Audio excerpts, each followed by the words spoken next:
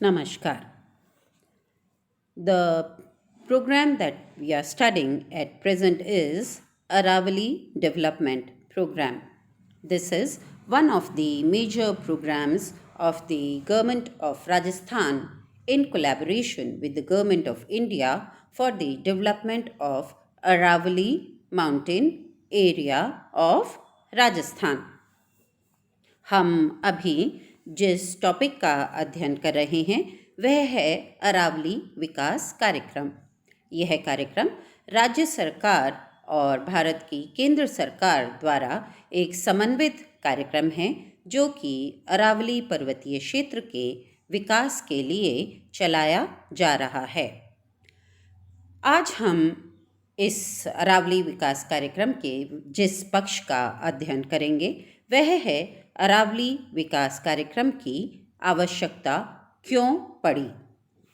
आप सभी जानते हैं कि अरावली क्षेत्र राजस्थान का एक विशिष्ट भौगोलिक क्षेत्र है और हमारे कल के वीडियो में हमने इसका राजस्थान की अर्थव्यवस्था पर पड़ने होने वाले महत्व का भी अध्ययन किया।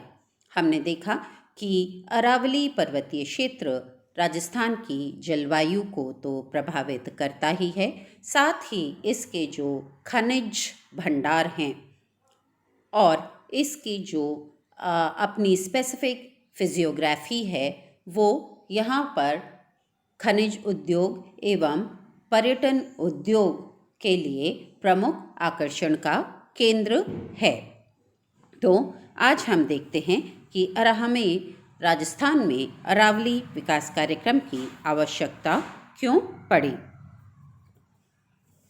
भारत की केंद्रीय सरकार ने पर्वतीय क्षेत्रों के संतुलित विकास एवं पारिस्थितिक संतुलन को बनाए रखने के लिए पहाड़ी क्षेत्रों के विकास के कार्यक्रमों, जिनको कि उन्होंने एक इंटीग्रेटेड नेम दिया, हिल डेवलपमेंट प्रोग्राम्स को प्रारंभ किया।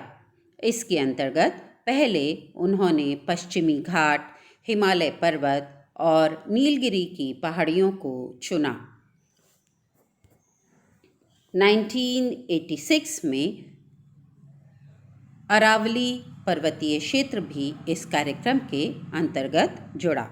इस कार्यक्रम में जो ये हिल डेवलपमेंट प्रोग्राम्स थे, इनका प्रमुख उद्देश्य था पर्वतीय क्षेत्रों की पारिस्थितिक तंत्र की रक्षा, इनके इकोसिस्टम मेंटेन करके रखना, क्योंकि मानवीय से इन क्षेत्रों का जो इको बैलेंस है वो डिस्टर्ब हो रहा है। तो इनके पारिस्थितिक तंत्र का बैलेंस मेंटेन करना, पर्यावरण संरक्षण, जो पहाड़ी क्षेत्र हैं इनमें वनोन्मूलन, अतिचारण और मानवीय कारणों से जो कंस्ट्रक्शंस हो रहे हैं उनकी वजह से पर्यावरण बहुत प्रदूषित हो रहा है।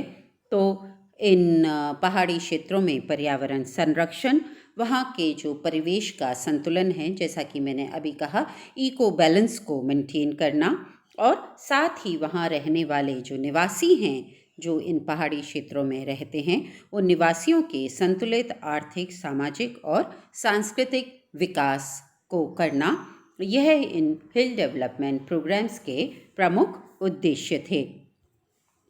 1986 में भारत के सर्वेयर जनरल की अध्यक्षता में एक विशेषज्ञ ग्रुप गठित किया गया और इस विशेषज्ञ ग्रुप ने पश्चिमी घाट, हिमालय पर्वत और नीलगिरी की पहाड़ियों के साथ ही अरावली पर्वतों का जो एरिया है उसको भी हिल डेवलपमेंट प्रोग्राम के लिए चिन्हित किया। अब हम पढ़ते हैं कि अरावली विकास कार्यक्रमों की आवश्यकता हमें क्यों पड़ी। हम जानते हैं कि जनसंख्या में जो वृद्धि हो रही है वो बहुत तीव्र गति से हो रही है और यह जनसंख्या वृद्धि इन पहाड़ी क्षेत्रों में भी हो रही है। तो इन पहाड़ी क्षेत्रों में जनसंख्या की वृद्धि के कारण जो जैविक दबाव पड़ रहा है, उस जैविक दबाव के कारण यहाँ की पारिस्थितिकी में असंतुलन हो रहा है और पारिस्थितिकी पर प्रेशर पड़ रहा है। पर्वतीय क्षेत्रों में पशुपालन गतिविधियों की वृद्धि होने से और पशु संख्या में भी वृद्धि हुई है। जनसंख्या बढ़ती जा रही है और हम जानते हैं कि हमारे राजस्थान में पश्चिमी मरुस्थलीय प्रदेश और अरावली पर्वतीय प्रदेश के जो निवासी हैं उनकी प्रमुख आर्थिक गतिविधि पशुपालन है और यह ज़्यादातर स्थानांतरणशील पशुपालन है। तो जनसंख्या में वृद्धि के साथ साथ ही पशु संख्या में भी वृद्धि हुई और इस पशु संख्या की वृद्धि के साथ साथ पशु चारण गतिविधियों में भी वृद्धि हुई, जिससे कि पर्वतीय क्षेत्रों पर अतिरिक्त दबाव पड़ा है। और इसके साथ साथ ही विभिन्न जो वनों से हमें उत्पाद उपलब्ध हैं उनकी वजह से वनों की अंधाधुंध कटाई भी शुरू हो गई। हमें भूमि चाहिए थी कृषि करने के लिए, हमें भूमि चाहिए थी आवास निर्माण के लिए, हमें भूमि चाहिए थी यातायात विकास के लिए और उसके साथ ही लकड़ी की आवश्यकता थी मानव को ईंधन के रूप में, आवास निर्माण के रूप में। तो इन चीज़ों के लिए वृक्षों की अत्यधिक कटाई हुई और अरावली पर्वतीय क्षेत्र से कई क्षेत्रों में वनों का बिल्कुल ही विलुप्त हो गए। वनों के विलुप्त होने से और कृषि और खनिज कार्यों में वृद्धि होने से इस क्षेत्र में मृदा अपरदन भी बढ़ा है और इस मृदा अपरदन के साथ साथ ही जैसा कि मैंने अभी कहा कृषि के कारण और खनिज उद्योग के कारण मृदा का क्षरण भी इस क्षेत्र में बढ़ता जा रहा था। अत्यधिक खनन से भूमि का क्षरण हो रहा था।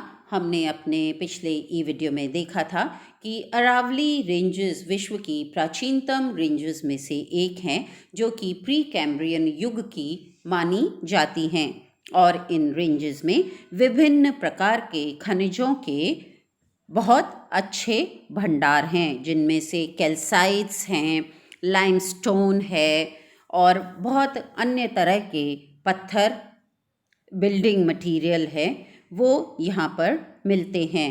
और इनका खनिज मार्बल जैसे कि हम जानते हैं कि ताजमहल जिस मार्बल से बना हुआ है वो भी यहीं का मार्बल है।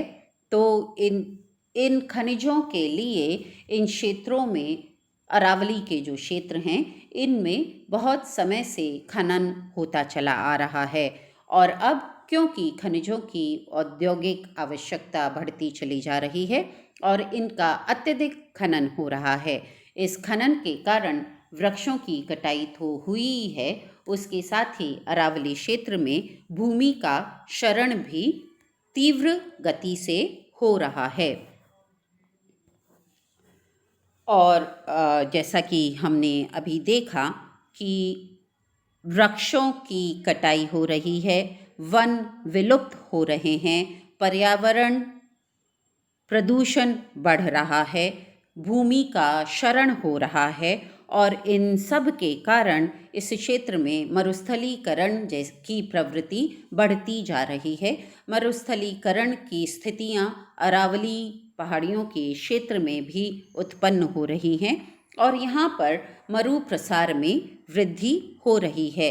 तो जब इस तरीके की जो स्थितियाँ पैदा हो रही हैं, वनों का विलुप्त होना, पर्यावरण का प्रदूषित होना, अत्यधिक खनिज का उत्खनन होना और मरुस्थलीकरण की स्थितियों में विस्तार होना, तो ज़रूरी हो गया कि हम अरावली क्षेत्र के पारिस्थितिक संतुलन को बनाए रखने के लिए और अरावली पर्वतीय क्षेत्र का संरक्षण करने के लिए विकास कार्यक्रम चलाएं और इसी को ध्यान में रखते हुए अरावली डेवलपमेंट प्रोग्राम बनाया गया।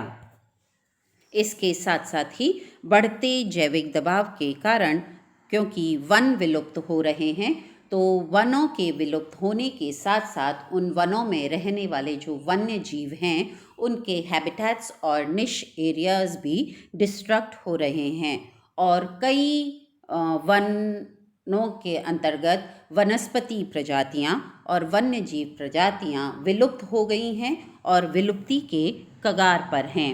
और जब किसी क्षेत्र में वहाँ के जो वेजिटेशन है या प्राकृतिक वनस्पति है और वहाँ के जो वन्य जीव हैं अगर वो विलुप्त होते हैं तो उस क्षेत्र का पारिस्थितिक संतुलन गड़बड़ा जाता है।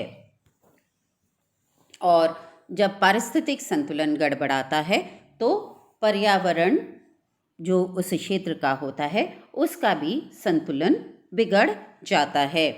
जब अत्यधिक खनन हो रहा है, अत्यधिक पशुचारण हो रहा है, वनों का अंधाधुंध कटाई हो रही है, उसके साथ ही कृषि का क्षेत्र बढ़ाया गया, आवास के अंतर्गत क्षेत्र बढ़ाया गया, यातायात विकास जैसी सुविधाएं बढ़ाई गईं, तो ये सब पर्यावरण प्रदूषण का कारण बने और इस क्षेत्र में पर्यावरण प्रदूषण में भी वृद्धि हो रही है।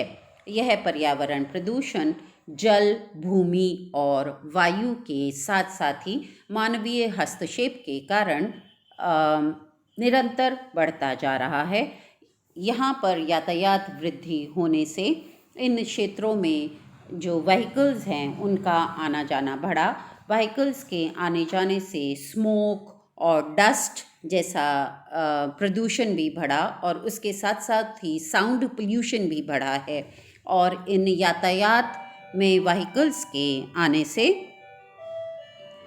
जो वन्य जीवों का जो निश एरिया और हैबिटेट एरिया है, इस निश एरिया और हैबिटेट एरिया में भी वन्य जीवों का डिस्टर्बेंस होने से उनकी गतिविधियों में भी रुकावट आ रही है और इस वजह से कई वन्य जीवों का जो जीवन का तरीका है उसमें भी परिवर्तन देखने को मिल रहे हैं। तो ये सभी वहाँ के पर्यावरण में असंतुलन लेकर के आ रहे हैं और इस बढ़ते हुए पारिस्थितिक असंतुलन से वहाँ की इकोलॉजी में फ़र्क पड़ रहा है।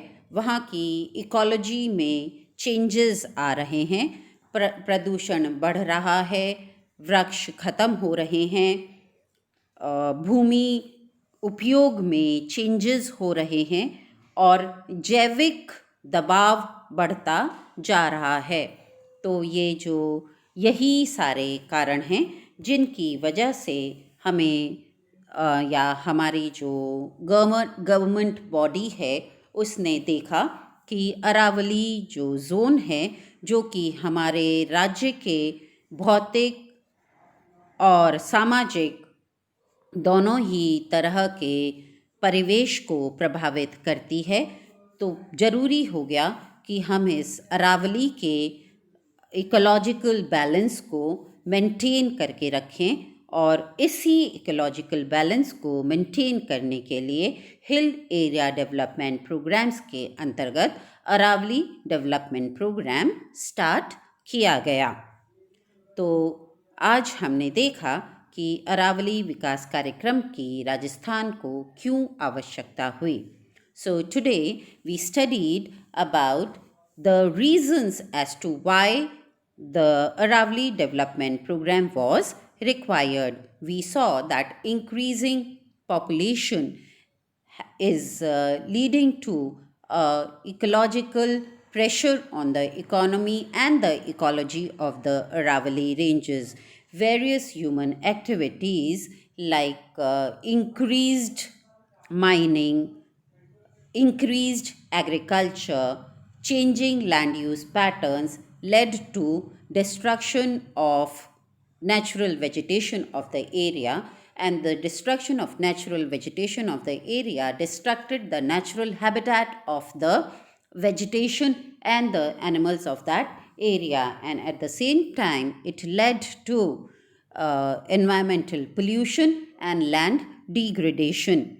And the land degradation and environmental pollution created ecological imbalances, and to maintain the ecological balance of the Aravalli region of Rajasthan, the government of Rajasthan, in collaboration with the government of India, started Aravalli development programs. Thank you.